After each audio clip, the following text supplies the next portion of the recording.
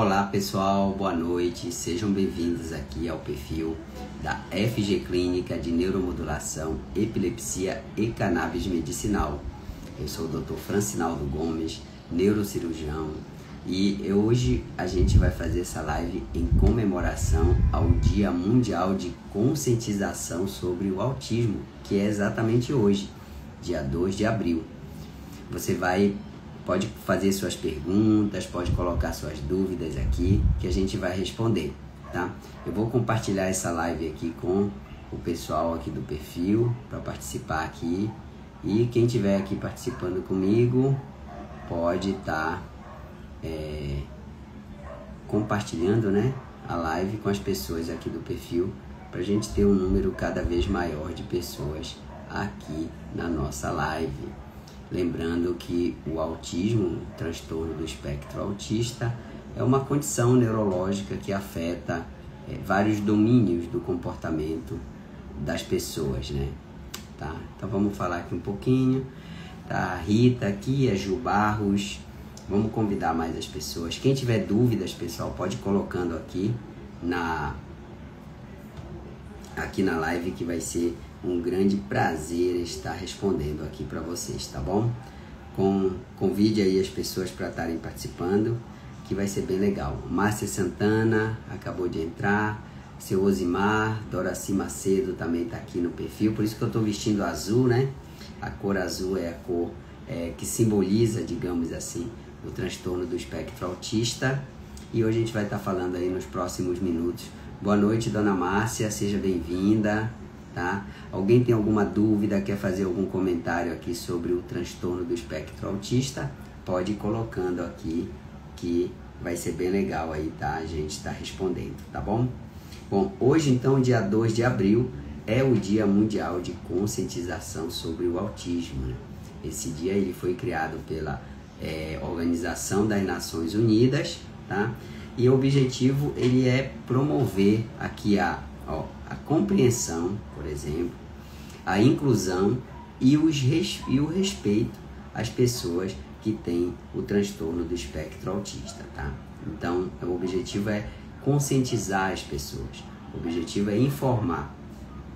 Quem acompanha aí as mídias tem percebido que tem aumentado, né, bastante aí o número de diagnósticos de transtorno do espectro autista na população geral. Isso é visto nas famílias, nos consultórios, em clínicas, em várias, digamos assim, instituições, organizações, tem se percebido esse aumento do número de diagnósticos, né? Isso tanto pelo fato... Oi, dona Keila, boa noite, seja bem-vinda, tá? Pessoal, o tema da nossa live hoje é falar um pouco do transtorno do espectro autista, já que hoje, dia 2 de abril, é o Dia Mundial de Conscientização sobre o Autismo, né? E o lema é entender, apoiar e incluir. Então, quem tiver dúvidas aqui, pode colocar aqui para a gente poder ir respondendo aqui na live, tá? Então, eu estava falando para vocês que o dia foi criado pela Organização Mundial da Saúde e o objetivo é exatamente o quê? Incluir as pessoas, trazer informações, né? Conscientizar para que, vamos dizer assim, para que a pessoa com transtorno do espectro autista possa ser devidamente acolhida, possa ser devidamente tratada, ter os seus direitos respeitados e ser incluída na sociedade como uma forma geral, tá bom? Então, esse aqui eu peguei aqui algumas imagens para mostrar para vocês. São imagens bem bonitas, né? Tem várias imagens aqui. Tem inclusive a questão do crachá, né? Do cordão, né? Que as pessoas... obrigado, dona Lília, passou a seguir aqui o perfil. Obrigado, seja muito bem-vinda aqui, participe com a gente. A gente tem bastante conteúdo aí sobre neurologia, neuropediatria, neurocirurgia, pessoas com epilepsia, pessoas com transtorno do espectro autista e vários outros, tá?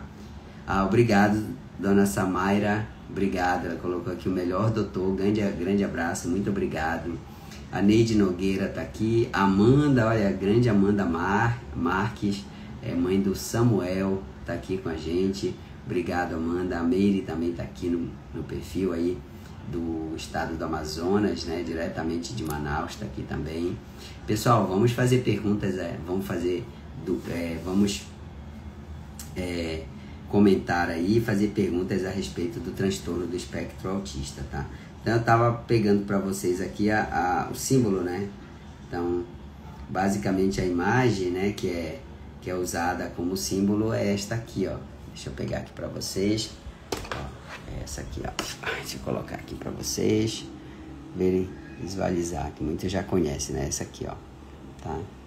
Ela tá presente assim em tudo que simboliza, né, o transtorno do espectro autista. São várias cores, você vê aqui a cor azul, a cor vermelha, a cor amarela, essas três cores, né, o azul claro, o azul escuro, e ela simboliza exatamente os aspectos relacionados ao transtorno do espectro autista, ok? Então vamos em frente, pessoal. Primeiro ponto que a gente tem que entender é o que é deixa eu só ajeitar aqui a câmera. O que é o transtorno do espectro autista, né? O que é, né? Bom, primeiramente, o transtorno do espectro autista, ele é uma condição, então vamos falar isso, não é uma doença, né? A gente não fala que é uma doença. Ele é uma condição neurológica que ela afeta alguns aspectos do comportamento de uma criança, tá? Principalmente criança, mas pode afetar pessoas adultas também. Quais são, né? Quais são esses aspectos que são afetados pelo transtorno do espectro autista? Então vamos lá. Primeiro é a comunicação. Então percebe-se que a criança, ela, digamos assim, vem iniciando a comunicação dela naquela fase ali, usualmente no primeiro ou no segundo ano de vida, e depois ela interrompe esse processo de comunicação, tá?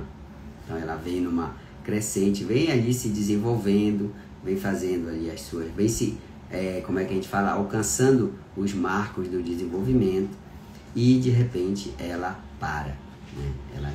Ela interrompe a comunicação, ela passa a não querer mais se comunicar, ela passa a ter dificuldade de se comunicar. Então esse é um ponto que é afetado na criança que tem o transtorno do espectro autista. Também afeta a interação social, tá? A interação social. Então, a interação com os pares, com os amigos. Então, uma criança que tem dificuldade, muitas vezes, de socialização, uma criança que tem dificuldade de demonstrar carinho, de demonstrar afeto, de demonstrar as suas emoções, né? Ela é uma criança que é como se para ela não tivesse emoção, né? E por fim, a questão do comportamento. Então, a criança pode manifestar sinais de agressividade, ela pode ter sinais de um comportamento mais agitado, e pode ter assim, alguns sinais específicos, como por exemplo o balançar das mãos, né, que é o flapping. Ela pode andar na ponta dos pés, tá? Ela pode ter, por exemplo, uma seletividade para alguns tipos de alimento. Enfim, ela pode ter um hiperfoco, que a gente chama, que é aquela fixação em determinados brinquedos, em determinadas tarefas, em determinados programas, vídeo, em determinados conteúdos. Então ela fica focada somente naquilo, tá? Enfim, é uma gama de manifestações. E lembrando, pessoal, que essas funções elas podem ser afetadas em intensidades diferentes em crianças, em pessoas diferentes. Então não existe um padrão que a gente possa dizer para todos, né? Cada criança tem a sua característica única. Então tem criança que predomina mais a linguagem, a dificuldade, por exemplo, para se comunicar. Tem criança que já predomina mais a questão comportamental. Tem criança que predomina mais a parte da comunicação. Tem criança que predomina mais a parte da interação social. E por aí vai, tá? Cada criança é única. Cada criança pode manifestar um determinado padrão, tá? Então, pessoal, quem tiver pergunta, pode colocar aqui, tá bom? A gente está falando hoje sobre o Dia Mundial de Conscientização sobre o Autismo, tá? E o que pode, como que a gente divide, assim, por exemplo, o autismo? A gente divide o autismo em autismo primário, tá? Primário. O que é o autismo primário? Aquele que a gente não encontra uma causa. Obviamente que essa causa existe, mas você, com os exames, com as avaliações que se tem hoje, a gente não consegue, digamos assim, não consegue achar, tá? E ele corresponde a mais ou menos 30% de todas as crianças que têm o transtorno do espectro autista, tá? Ou seja, a gente não acha a causa. E o que é o autismo secundário, que é o mais frequente? É aquele que decorre de algum problema ou de alguma condição que afetou o desenvolvimento da criança, seja durante o período intrauterino, seja após o nascimento. Então, por exemplo, anóxia neonatal, né, que é a falta de oxigênio, vulgarmente conhecido como paralisia cerebral, ou a falta de oxigênio, pode levar a sintomas de autismo. Infecções na criança, né, as infecções neonatais também podem levar a sinais e sintomas de autismo. Alergia a determinados alimentos, como por exemplo glúten e lactose, também podem levar a manifestações, né, com sinais e sintomas de autismo. A icterícia, sabe, aquela questão da criança ficar amarelinha ou muito amarela após o nascimento, também pode levar a sinais e sintomas de autismo. O que mais? Vamos pensar aqui, falta de açúcar no sangue da criança logo após ao nascer, logo após o nascimento, então também pode levar a sinais e sintomas de autismo. Estresse da mãe, muitas vezes um parto prematuro ou um parto prolongado, né? Um parto prolongado pode também levar a sinais e sintomas de autismo. Outras situações, por exemplo, crianças que têm problemas cardíacos, né? Que tiveram um parto problemático, também pode ficar com podem ter sinais e sintomas de autismo, tá? Então, enfim, existe uma gama de algumas malformações cerebrais, como alguns cistos, displasias, também podem apresentar sinais de autismo. A Decore Arte começou a seguir, obrigado, continue aqui com a gente. Já temos aqui alguma pergunta da Keila Jaqueline. Doutor, meu filho tem 16 anos e tem epilepsia e o neurologista encaminhou pro T. Então imagino que seja para tratamento, tá, dona Keila? Depois, se puder complementar aqui a mensagem, vai ser bem legal. Bom, o que acontece? Tem a Amanda, né? A Amanda perguntou aqui, fale um pouco das comorbidades que podem acompanhar o autismo. Bom, de fato, Amanda, muitas condições podem acompanhar o autismo. Por exemplo, uma delas é a epilepsia, né? Então, cerca de 30% das crianças que têm autismo podem desenvolver epilepsia junto. E, às vezes, o tratamento da epilepsia pode melhorar muito, né, a condição do autismo. Condições intestinais, como, por exemplo, síndrome do intestino irritável, algumas doenças inflamatórias do intestino, também podem acompanhar crianças que têm autismo. Outra condição que é muito comum, muito comumente associada, é o TDAH, né, que é o transtorno do déficit de atenção e hiperatividade. Ele pode também acompanhar o quadro de autismo. Outra condição é o transtorno opositor desafiador, o vulgo TOD, né, também pode acompanhar crianças que têm autismo. O que mais? Tem outros tipos de alergia, por exemplo, né? Rinite, asma, também pode acompanhar as crianças que têm autismo. Enfim, várias condições neurológicas, psicológicas, até alérgicas podem acompanhar as crianças que têm transtorno do espectro autista, tá? Então é muito importante também ficar atento para essas condições, porque muitas vezes elas podem requerer, digamos assim, um tratamento mais eficaz, né? Um tratamento mais direcionado para essas comorbidades. Por exemplo, eu lido muito com crianças que têm epilepsia e autismo, né? Então muitas vezes a gente tem que focar muito no tratamento da epilepsia, para depois focar melhor no tratamento do autismo, para poder ter um controle melhor, tá bom? A anemia quando bebê pode causar os sintomas de autismo? Excelente pergunta, dona Ruth. Sim, pode. Por quê? A anemia, digamos assim, em última análise, ela pode provocar a falta de oxigênio no cérebro da criança, né? Vocês sabem que a hemoglobina, que é aquilo que dá a cor vermelha no nosso sangue, ela que transporta o oxigênio que vem do ar que a gente respira até os nossos órgãos, incluindo o cérebro. Então, uma criança que está com uma anemia, se for uma anemia muito severa, claro, não chega a quantidade, digamos assim, adequada de oxigênio, não chega no cérebro dela. E isso pode afetar o desenvolvimento e, claro, pode levar a sintomas de autismo, tá bom? Isso com certeza. Então, ela colocou aqui novamente que o filho dela tem 16 anos, tem epilepsia.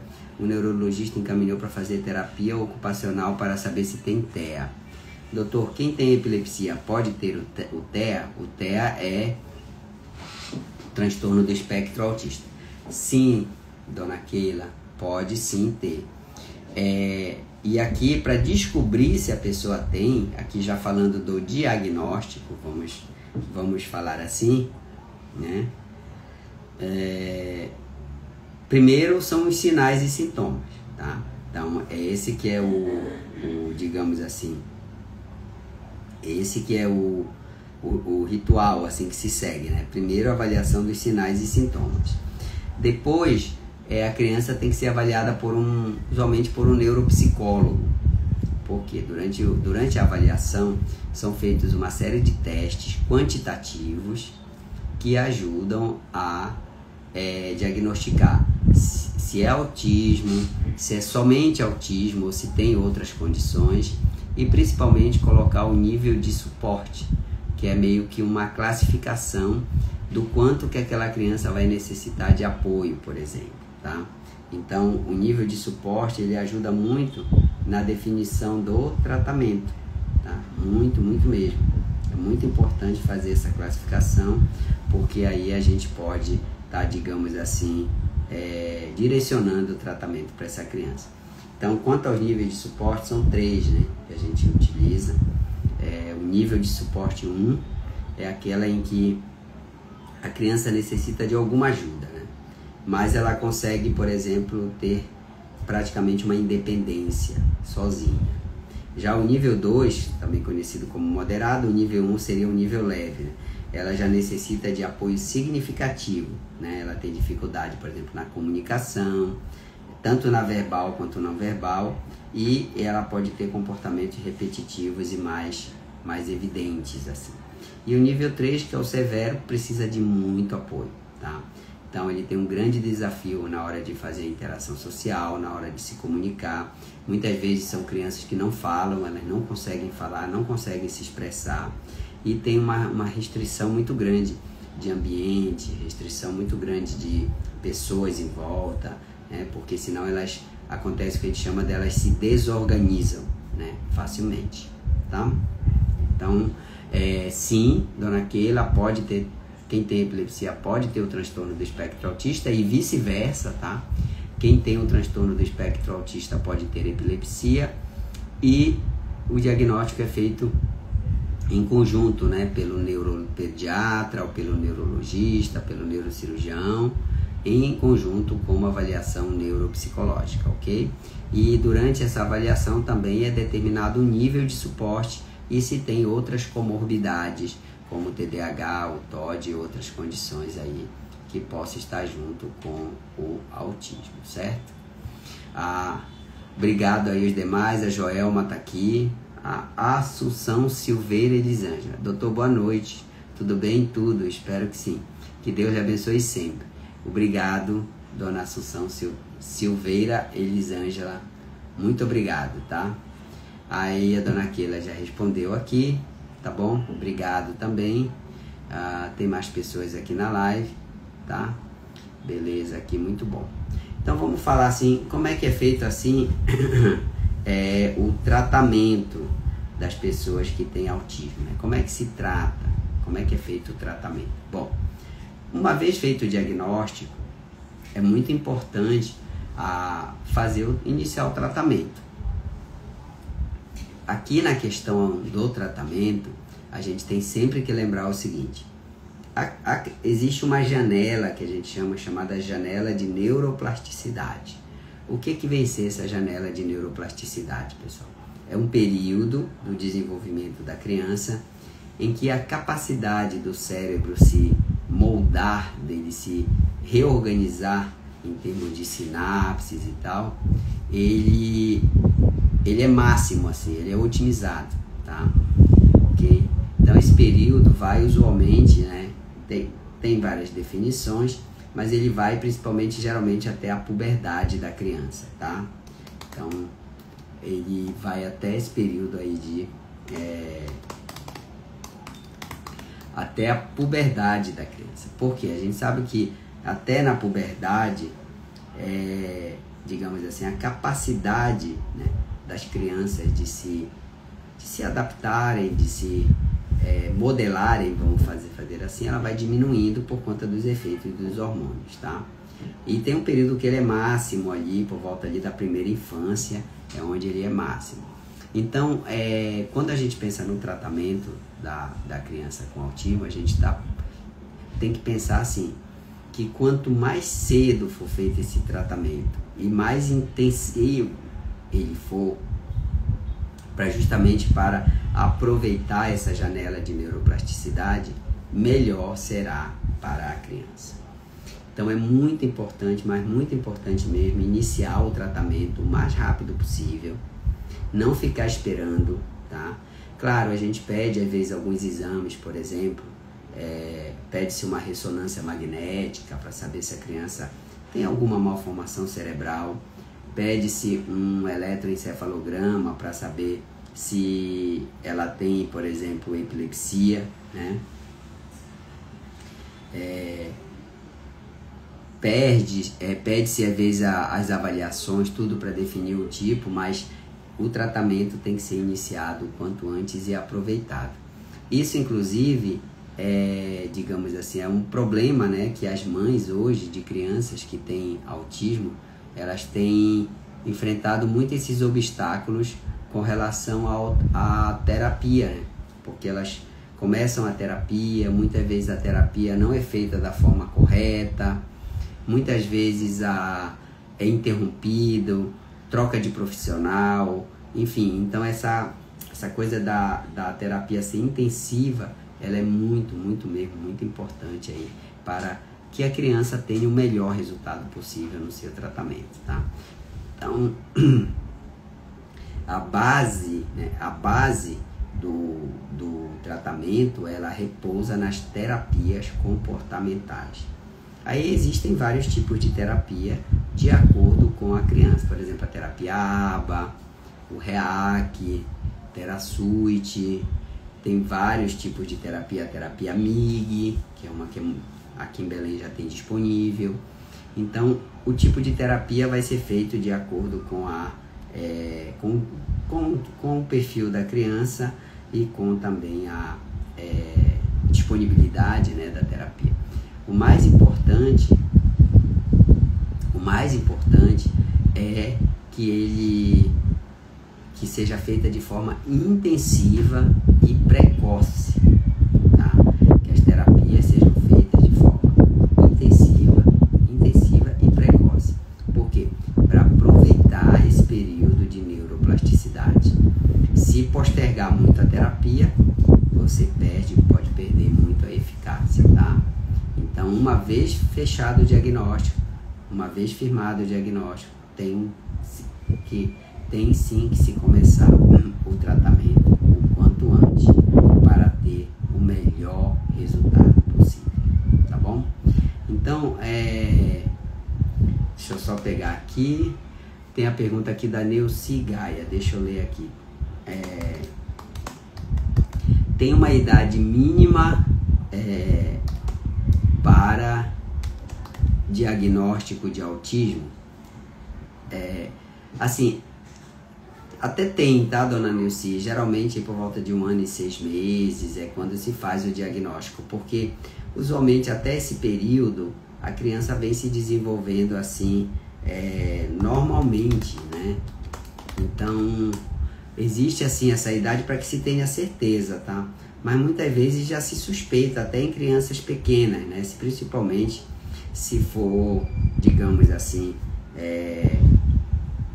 se for um autismo severo, muitas vezes até nos primeiros meses, né, no primeiro ano de vida já se consegue, por exemplo, suspeitar. Mas geralmente por volta aí de 12 a 18 meses, como eu coloquei aí, né, 1 ano e meio, por volta de 1 ano e meio é o período que se, digamos assim, que se faz o diagnóstico. Por quê? Porque antes dessa idade, muitos dos comportamentos que podem sugerir autismo, muitas vezes são variações de comportamento normal da criança, tá? E, por exemplo, pessoas que no início o autismo não se manifesta logo após o nascimento, a não ser nos casos muito severos, né? Então, muitas vezes ele é muito, o desenvolvimento é muito parecido. Aí quando a criança começa a deambular, quando ela começa a querer falar e começa a interagir com as outras crianças, é que se, digamos assim, você percebe a diferença, né? Você começa a olhar e dizer, essa criança aqui é um pouco diferente, ela não brinca muito com as outras crianças, ela não dá muita atenção para o que está acontecendo, ela está muito focada nela, ela não pede as coisas, ela fica só esperando, ela muitas vezes só aponta com o dedo, muitas vezes ela não expressa aquilo, né? Aquilo que ela, digamos assim, deseja. Então, geralmente aí por volta dos 12 aos 18 meses, 1 ano e meio, que é quando começa essa interação, esse período de interação, é que aí então você vai conseguir fazer o diagnóstico, tá? Embora se antes disso já houver suspeita, tem que ficar de olho, sem dúvida nenhuma, não é para negligenciar, tá bom? Ana Gaia colocou aqui, doutor, boa noite, acompanhe por aqui, obrigado, tá? Doutora Sueli, advogada, está aqui com a gente também, obrigado pela presença aqui, doutora. Vamos ver mais. Amanda perguntou, Samuel com 1 ano e 3 meses perdeu todas as habilidades que tinha, até 1 ano era uma criança típica. Pois é, Amanda, é basicamente esse né, que é entre os 12 a 18 meses, né? Então você vê a criança vindo se desenvolvendo normalmente, aí é como se acontecesse alguma coisa assim, né? Né, que a gente fala que são os períodos de podas neurais, né? Geralmente que esse período é como se a criança parasse ali e fosse até dando uma regredida, tá? E isso muitas vezes costuma surpreender muitos pais, às vezes a família fica sem saber o que fazer, sem saber o que procurar, enfim. Mas é muito importante aí, se detectado isso, buscar ajuda aí o quanto antes para poder fazer o diagnóstico e começar a tratar. A Joana Marques está aqui, boa noite. Joana Marques, psicopedagoga e estudante de psicologia. Oi, Joana, boa noite, seja bem-vinda aqui ao perfil. Espero que você siga aqui, acho que você já está seguindo, né, o perfil. E é muito importante o apoio vamos falar dessa rede de profissionais para que a criança possa ter o seu desenvolvimento o melhor possível, né? Então, vamos falar aqui, os psicólogos, os psicopedagogos, os fisioterapeutas, os terapeutas ocupacionais, nutricionista, fonoaudiólogos, tá? São importantíssimos. Essa rede de apoio, que é o que as terapias, digamos assim, englobam, né? Esse conjunto de profissionais devidamente qualificados aí para cuidar das crianças, elas têm que estar muito integradas, muito empenhadas em aproveitar ao máximo esse período de plasticidade aí para que a criança possa se desenvolver o máximo possível, tá? E sempre a gente tem que lembrar, pessoal, que a criança de hoje vai ser o adulto de amanhã, o adolescente de amanhã, né? E o que acontece? Muitas vezes, se essa fase ela é negligenciada ou ela não é devidamente valorizada, a criança pode entrar na puberdade e virar um adolescente cheio de problemas, né? Tipo ansiedade, insônia, depressão, psicose, esquizofrenia, transtorno obsessivo compulsivo e outras condições que vão afetar tanto a criança, que agora se tornou adolescente e depois vai se tornar um adulto, quanto seus familiares e cuidadores. Então, por isso que tem-se que realmente digamos assim, focar, fazer de tudo para que a criança receba o melhor tratamento possível dentro dessa fase de neuroplasticidade. Então, a Joana comenta aqui, sim, a importância de uma equipe multiprofissional na vida dessas crianças é muito importante. E isso, Joana, tem sido uma das principais dificuldades das mães e das crianças que têm autismo, porque é difícil encontrar instituições locais onde esses profissionais estejam todos presentes e possam dar um apoio adequado para as crianças que têm autismo. Usualmente a terapia acaba ficando fragmentada, né, como a gente fala. Então, uma semana tem psicólogo, na outra semana não tem. Numa clínica tem terapia ocupacional, na outra tem a fono, então a criança fica indo de um lado para o outro. E a gente sabe o quanto que isso impacta na rotina das famílias, né? Nas famílias. O quanto que isso dificulta o tratamento, essa interrupção das terapias é muito prejudicial aí para as crianças, tá? Então, pessoal, o pessoal que está aqui nos ouvindo, pensem sempre nisso, tá? A gente está correndo contra o tempo no tratamento das crianças com autismo. O tempo só vai andando para frente. Quanto mais tempo demorar, quanto mais fragmentada for a terapia, a tendência é que essa criança não dê a melhor resposta possível àquilo que a gente quer, tá? Então é muito importante esse empenho na busca pelo tratamento, seja com as terapias, seja com os medicamentos, com o que for de utilização. E como a Joana colocou aqui, a terapia, a multidisciplinaridade, ela é mandatória para que a criança tenha a melhor resposta possível. O seu Osimar pergunta aqui, toda criança que tem autismo e TDAH, é necessário usar medicamento? Não, seu Osimar, né? Como eu falei antes, né? A criança que tem, por exemplo, o autismo nível de suporte 1, usualmente ela não precisa de nenhum medicamento, tá? Costuma ser suficiente para ela ficar bem, ela receber, por exemplo, as terapias, uma boa orientação familiar e um bom acompanhamento com psicólogo, terapeuta ocupacional e tal, que ela consegue ter um desenvolvimento muito bom. É muito raro, às vezes a criança, por exemplo, precisa de tomar um remédio para dormir, às vezes, né? O medicamento, porque ela muitas vezes tem insônia e tal, acorda de noite, acorda de madrugada, e aí, por exemplo, medicamentos que induzem o sono ajudam aí, ou podem ajudar essa criança a melhorar. Mas usualmente medicamento mesmo específicos não precisa. Geralmente você vai precisar a partir dos níveis de suporte 2 e 3, tá? Mas, como eu falei, o tratamento é individualizado, a gente tem que olhar caso a caso. A Joana coloca aqui, eu vejo que a carência desses profissionais em um único lugar para atendê-los dificulta o tratamento e a evolução da criança. E às vezes a falta de apoio à família também atrasa esse tratamento.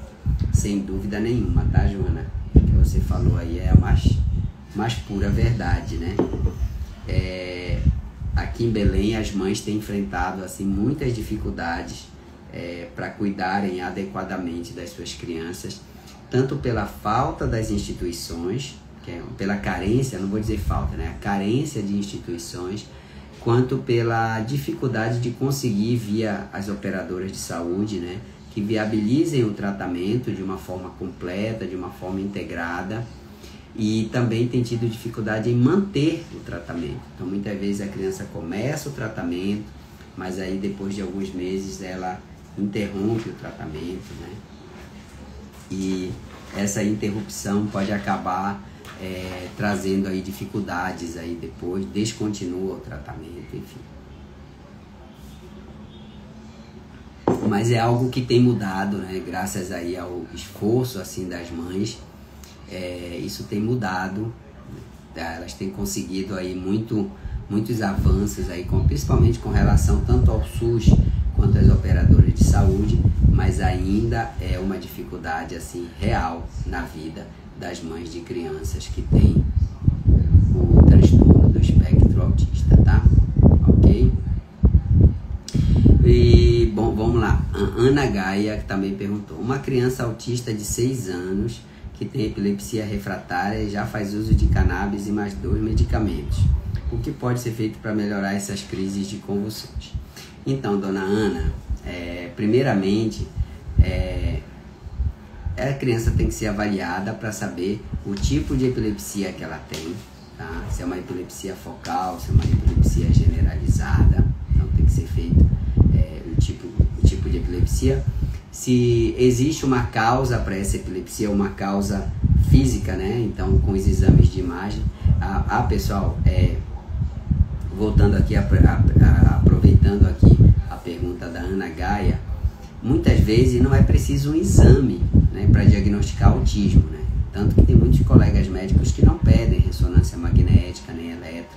De fato, o diagnóstico de autismo ele é feito com base nos sinais e sintomas, tá? E na avaliação neuropsicológica.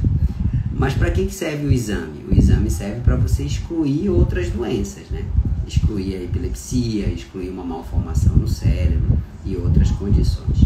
E lembrando também que se a criança tem um autismo e mais alguma outra condição, como o exemplo aqui que a dona Ana Gaia colocou, que a criança tem autismo e epilepsia, é obrigatório que ela faça os exames, que ela faça pelo menos uma ressonância magnética do crânio e um eletroencefalograma, justamente para poder caracterizar e diagnosticar o tipo de epilepsia e o tratamento.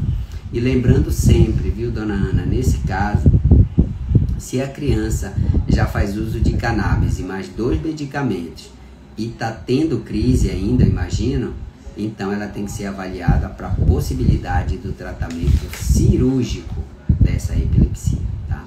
Então, muitas vezes, muitas crianças que têm epilepsia refratária, que a gente fala, né, ela precisa do tratamento cirúrgico. Aí o tipo de cirurgia, só com uma avaliação criteriosa para poder saber qual será ou qual seria o melhor tipo de cirurgia para a criança, tá? E aí vai depender muito do que os exames mostrarem, tá bom? Mas a princípio, pelo que a senhora está colocando aqui, o tratamento, ela teria que ser avaliada para a possibilidade de um tratamento cirúrgico, tá bom? Ok? Espero ter respondido aqui a sua pergunta. Qualquer dúvida podem colocar aqui, tá bom?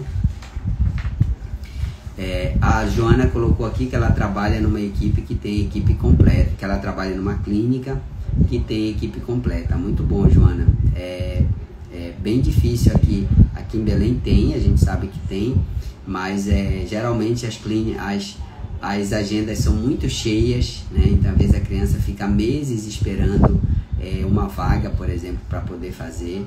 A gente sabe que a demanda tem crescido muito, mas a oferta não tem crescido na mesma proporção, além de todas as dificuldades aí que já se enfrenta com relação a custo, a disponibilidade dos planos de saúde, a essa rotina de ter várias terapias diferentes, né, em locais diferentes, uma agenda muito cheia, enfim. Então, o desafio aí que tem que ser vencido aí para frente, né, conforme a sociedade aí vai evoluindo, tá? Alguém tem mais alguma pergunta aí para fazer, mais alguma dúvida? Aí eu vou falar um pouco aqui do canabidiol, né? Muita gente pergunta, doutor, o canabidiol para autismo funciona, não funciona, é para todas as crianças, não é? Vejam, pessoal, como eu falei, o tratamento do autismo ele é baseado basicamente, né, ele é baseado em principalmente nas terapias comportamentais quanto nos medicamentos. Os medicamentos tem vários, mas nenhum medicamento é específico para o autismo. Isso é uma coisa que tem que ser dita aqui. Os medicamentos eles se destinam a controlar,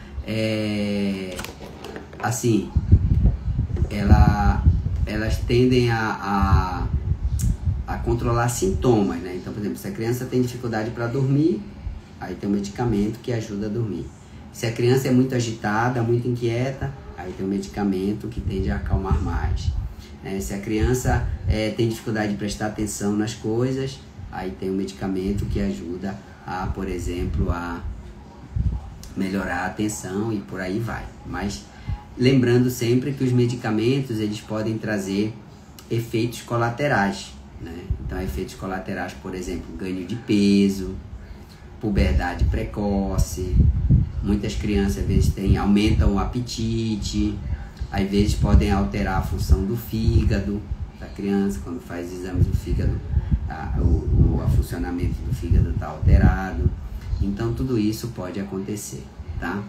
Então a pergunta é, o que fazer então, né? Quando a criança já está fazendo até as terapias e já está usando medicamentos e mesmo assim, por exemplo, não está dando o resultado que se espera. Claro, partindo-se do princípio que o tratamento está sendo feito já. Aí o canabidiol costuma ajudar, tá? Em que sentido? Canabidiol, a gente já temos assim alguns estudos que eles têm ajudado bastante aí na tomada de decisão.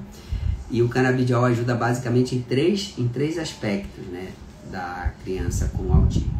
Primeiro, ele costuma melhorar a atenção e o foco da criança.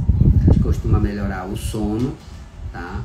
E também costuma melhorar a questão comportamental, essa agitação, essa inquietude assim da criança, costuma melhorar com o canabidiol, tá?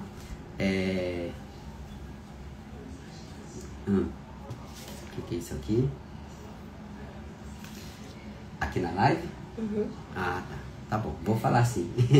Recebi aqui um bilhete aqui, olha, uma comunicação aqui que chegou aqui nos bastidores, tá?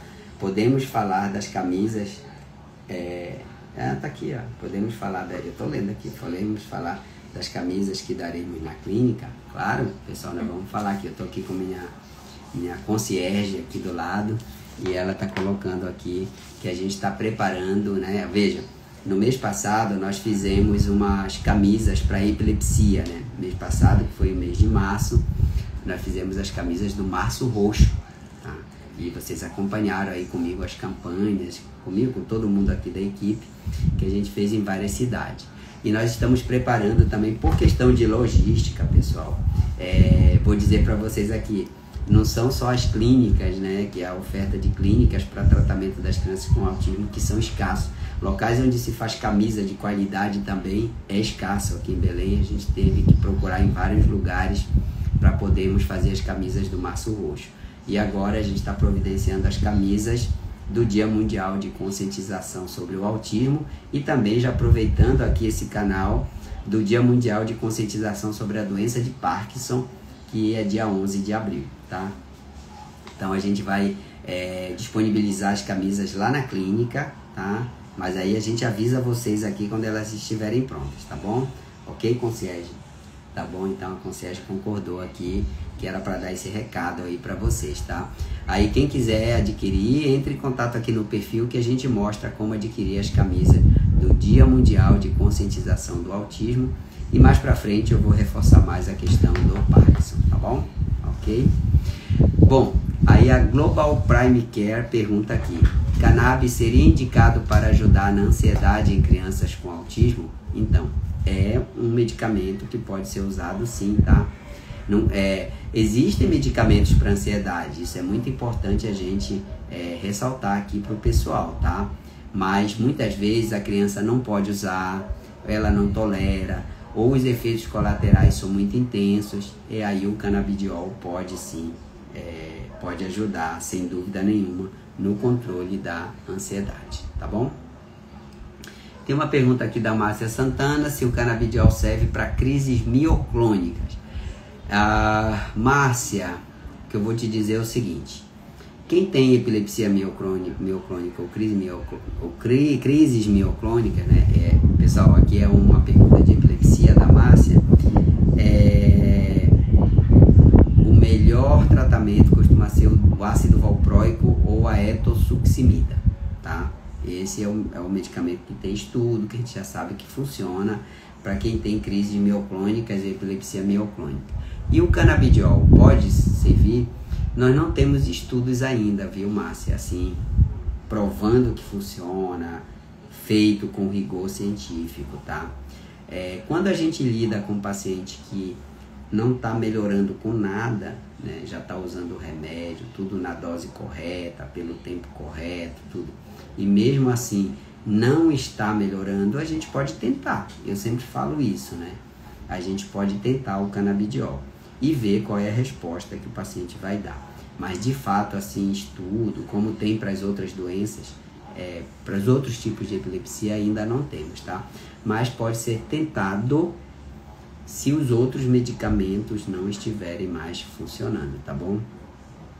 A Ariane Pureza Mota tá seguindo, obrigado, Ariane. Pessoal, quem tá aqui na live e não tá seguindo o perfil, eu peço que siga, tá bom?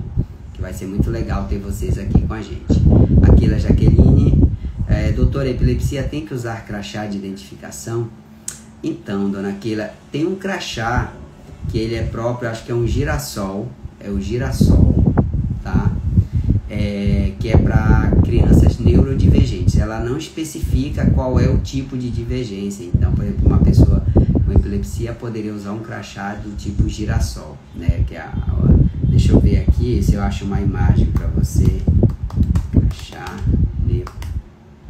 Para epilepsia especificamente, não tem, tá? Até onde eu sei, não tem. Seria esse modelo aqui, olha, que é de um girassol. Inclusive, se alguém souber aqui na live, pode colocar aqui pra gente, tá? Olha, seria esse tipo de crachá aqui, que é o que eles chamam de deficiências ocultas, né? Então, poderia usar um crachá assim, ó, ou um cordãozinho. Tem uma foto de um girassol aqui na capa, tá? Mas para epilepsia especificamente, até onde eu sei, não tem. Tem um movimento no sentido de se ter, mas ainda não tem como tem o do autismo, tá? Doutora Sueli pergunta qual o valor da camisa. Doutora, eu não sei lhe dizer ainda qual vai ser o valor da camisa. Eu creio que essas camisas que estão sendo feitas agora, eu vou até perguntar aqui para Mari, né, que é a concierge aqui, eu acho que elas vão ser disponibilizadas sem custo, tá? Para as pessoas. Mas eu vou confirmar com ela e qualquer dúvida eu respondo aqui no áudio, tá? Elas serão sem custo. A gente não, o da epilepsia nós disponibilizamos várias sem custo e algumas ficaram na loja, né? Que a gente tem uma loja virtual da ONG de epilepsia que vai ser vendida, mas as do autismo eu creio que não vai ter custo não, tá? Aí a gente entra em contato aí para estar adquirindo, tá bom? Doutor, onde fica a sua clínica em Belém? Dona Keila, a clínica fica aqui na Batista Campos, no bairro da Batista Campos. O endereço eu vou colocar aqui embaixo, tá? Avenida Cerzedelo Correia, número 805, sala 205, edifício Urbi Office. Fica na Batista Campos, bem na esquina da Cerzedelo com a Mundurucus. Eu vou colocar o fone aqui para quem quiser entrar em contato, tá? 91, que é o DDD 2992 1616. Então, já coloquei aqui, ó. Tá aqui, tá bom, dona? Deixa eu só colocar aqui, dona Keila. Então, ó, fica na Batista Campos, bem na esquina da Cerzedelo com a Mundurucus. Fica bem perto da praça Batista Campos. É o edifício Urbi Office. CZD 805, sala 205, e eu coloquei o telefone aqui, tá bom? A live vai ficar gravada, Márcia? Sim, vai ficar gravada aqui no Instagram, tá? Aqui no Instagram. E depois, pessoal, essa live vai pro canal no YouTube. Então, quem não segue o canal no YouTube, eu vou até colocar aqui, tá? YouTube FG Clínica. Então sigam lá. A gente já tá hoje chegando a 18 mil inscritos no canal no YouTube, tá bom? Então tá aqui, olha, esse é o canal. Vou colocar aqui pra vocês, tá? Pra quem não tá inscrito no canal no YouTube, de novo, vou pegar aqui, tá? De novo que eu digo que eu tô mexendo no telefone. Tá aqui, olha. Inclusive lá tem todas as lives lá pra vocês, tá? Nós estamos hoje com... deixa eu botar aqui... mudar de conta. FG Clínica, ó, estamos com 17.300 pessoas aqui no canal. Ué, cadê aqui? Perdão, gente. Mudar de YouTube Studio, acho que é aqui isso. Tá aqui, ó. 17.359 inscritos aqui no canal. Tem vários vídeos aqui. Então, inscrevam-se no canal da FG Clínica aqui no YouTube, tá? FG Clínica Neuromodulação. E vocês vão poder acompanhar não apenas essa live, mas várias outras lives, além de mais de 500 vídeos sobre vários temas relacionados à saúde neurológica, tá bom? Mas ela vai ficar gravada aqui no Instagram, tá bom, dona Márcia? Para quem quiser assistir depois. Doutor, está para ser aprovada na Câmara o nosso cordão. Então pronto, olha pessoal. Então vamos fazer pressão aí na Câmara dos Deputados, né? Para poder aprovar o cordão para as pessoas com epilepsia, tá? Com certeza. Então tá aqui, eu já coloquei o endereço. Vais criar eu criei um para Ana, tá ok? A Noelza colocou aqui, a Noelza que é a nossa presidente da ONG Iluminando a Vida, aqui de epilepsia, tá? Noelza, vamos criar um crachá. Eu fiz para Ana de um lado da epilepsia e do outro autismo.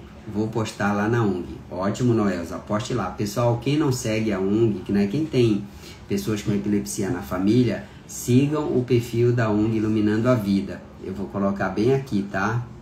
Aqui, EPI, olha, esse aqui é o link da ONG. EPI 360, Iluminando a Vida, tá bom? Sigam lá, que é a parte da epilepsia, tá? Tá aqui embaixo, aqui. Aí a Joana coloca: meu sobrinho já é seu paciente, doutor, e eu falei de você para uma mãe que já está fazendo tratamento com o filho dela e o resultado está sendo maravilhoso do meu paciente. Obrigado, Joana, fico muito feliz pelo feedback e reforço, né, essa questão do tratamento inicial o quanto antes e de forma intensiva, porque a gente só tem uma janela de neuroplasticidade. A gente não pode perder essa janela, tá bom? A dona Vânia Lúcia colocou aqui que ela já segue o canal. Obrigado, pessoal que está chegando aqui. Então, quem não segue ainda, vamos seguir os canais aí. E vamos juntos aí nessa caminhada, né? Em prol aí das crianças que sofrem com autismo, tá? Quem quiser saber mais, pode deixar o comentário aqui no perfil que a gente responde. Se inscrevam aqui no canal no YouTube, deixe suas dúvidas e seus comentários também, que vai ser um grande prazer responder aí. Então, de novidades, a gente tinha passado isso para vocês. A gente vai desenvolver algumas outras ações aqui relacionadas ao autismo aí ao longo do mês de abril. Tem a questão das camisas, teremos aqui outras lives aí nas próximas semanas sobre o tema, e aí a gente vai avisando vocês, tá bom, pessoal? Então, aproveitando o dia de hoje, informe-se mais sobre o autismo, aprenda mais, não só quem tem alguém na família, né? Não só quem é mãe, né, ou pai de alguém que tem autismo, mas se informe de uma forma geral. O objetivo desse dia é conscientizar, é trazer informação, é informar, né? É quebrar mitos, quebrar preconceitos e mostrar o que a medicina tem trazido de avanços aí para as crianças que têm autismo, tá bom? Pessoal, quero agradecer a presença de todos vocês. Muito obrigado pela atenção. Mantenham-se seguindo aqui o perfil, que a gente tem muitas novidades para passar para vocês. E até a nossa próxima live, tá bom? Um grande abraço e nos veremos na próxima quarta-feira. Um abração, tudo de bom para vocês. Tchau, tchau.